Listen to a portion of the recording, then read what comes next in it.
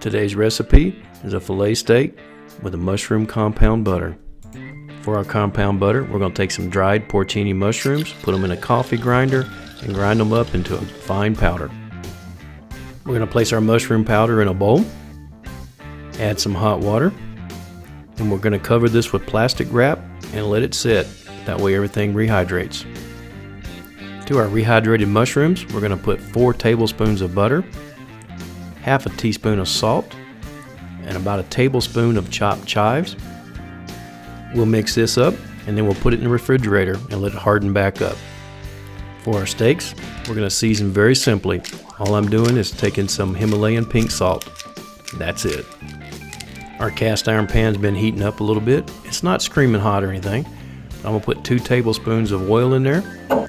Now we're going to add 2 tablespoons of butter. Yeah, lots of butter in this recipe.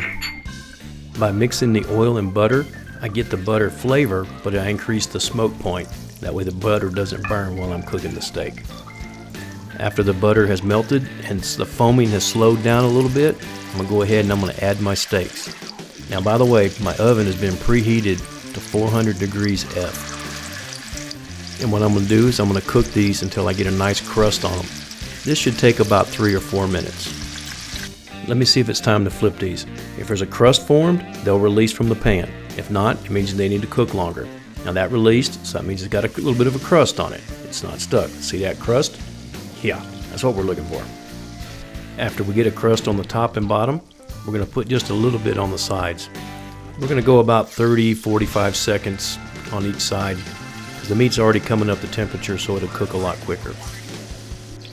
Once the meat's cooked, we're going to turn off the heat. And then what we're going to do, we're going to add some fresh thyme in here. Now be careful, it's going to splatter a little bit, but it's going to flavor that oil and butter. We're going to put some garlic slices in here. Now we're going to put this in the oven for 5 minutes. After it comes out of the oven, we're going to baste it with some of this butter and oil that's been flavored up. Then we're going to put them on a cutting board and we're going to let them rest for about 20 minutes. It was hard to wait, but let's see what they look like. Yeah, it's nice and tender. Look at that. That's just the way I like it. Now we're going to add some of our mushroom butter on here and just let it melt onto the steak. That's what we're using for a sauce. So, how's our steak taste?